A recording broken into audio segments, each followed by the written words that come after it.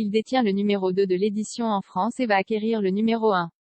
Mais le milliardaire Vincent Bolloré entretient le mystère sur ses projets pour le marché du livre, où il devra éviter une position dominante.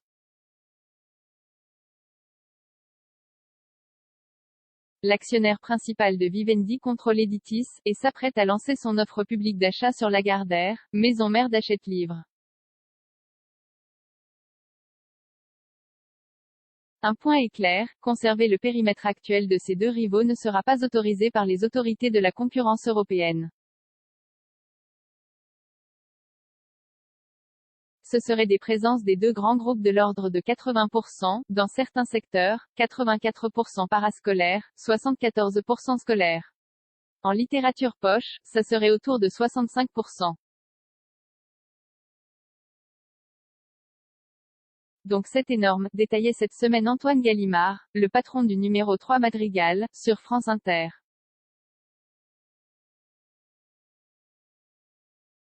Personne n'est dans la tête de Vincent Bolloré, mais Vincent Bolloré, rompu aux acquisitions pour faire grandir ce qui est souvent qualifié des « empires », ne se laissera probablement pas dicter par Bruxelles les conditions de celle-ci.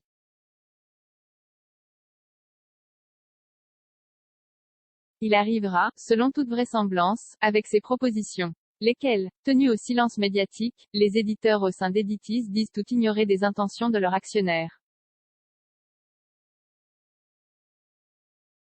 C'est un sujet Vivendi, précise une source au sein du groupe d'édition.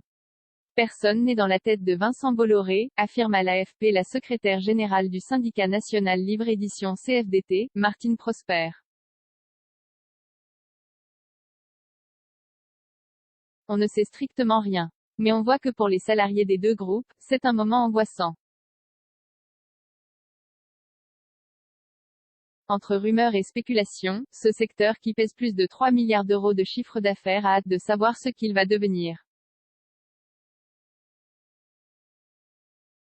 Les œuvres des deux meilleurs vendeurs de la littérature en jeu de scénario semblent envisageables. Vivendi pourrait se défaire d'Editis pour avoir le droit de contrôler Hachette Livres, détenteur de maisons parmi les plus prestigieuses de Paris, Grasset, Calman-Levy, Stock, Fayard, Le Livre de Poche, Larousse. Les deux meilleurs vendeurs de la littérature française, Guillaume Musso et Virginie Grimaldi, ainsi que l'éditeur de la superstar Astérix, Albert René, tomberaient ainsi dans l'escarcelle de Vincent Bolloré. Ce dernier aime manifestement la dimension internationale de Hachette, dont moins d'un tiers du chiffre d'affaires est réalisé en France. L'homme d'affaires a mis en avant cette ambition culturelle mondialisée devant les sénateurs qui enquêtent sur la concentration dans les médias. Un groupe capable de proposer à un auteur français de traduire son œuvre à l'étranger, de l'adapter en série ou en plus petits éléments digitaux pour les passer sur Dailymotion, Canal ou autre, me semble être un sujet passionnant pour ce fameux soft power, qui reste très important pour la France, avançait-il. L'envie de créer un groupe mêlant livre et audiovisuel, l'autre scénario, jugé plus réaliste, est que Vivendi fasse son tri entre maisons d'édition à conserver et à céder. C'est celui auquel croit Conor Oshie, analyste financier qui suit le groupe pour Kepler Chevreux. Le plus vraisemblable est qu'ils vendent les activités françaises de Hachette, ou alors les segments où les deux groupes ont une part de marché largement supérieure à 50%, scolaire, dictionnaire, livres de poche, explique-t-il à l'AFP. Il aime les activités médias pour leur capacité à générer de la trésorerie rapidement et leur croissance stable, rappelle l'analyste. En s'offrant Lagardère, il veut créer un Bertelsmann français, un groupe familial stable mêlant livres et audiovisuel.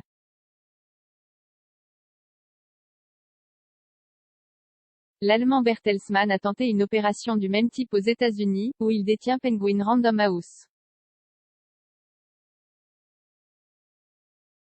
Il voulait acquérir Simon Schuster, et le gouvernement a entrepris de bloquer ce qu'il qualifie de fusion anticoncurrentielle. Forte crainte politique en France s'ajoute, à cette logique de sauvegarde de la concurrence, de fortes craintes politiques.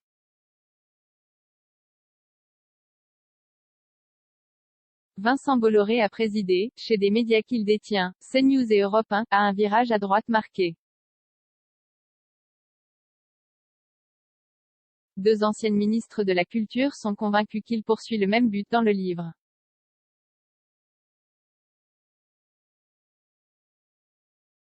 Il défend un projet idéologique d'extrême droite, accusait fin janvier la socialiste Aurélie Filippetti, également autrice.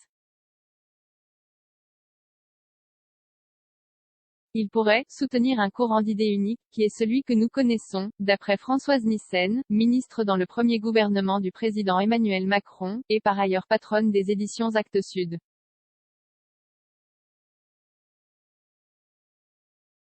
6 commentaires 10 partages partagés sur Messenger, partagés sur Facebook, partagés sur Twitter, partagés sur Flipboard, partagés sur Pinterest, partagés sur LinkedIn, envoyés par mail, sauvegarder une faute. Imprimé.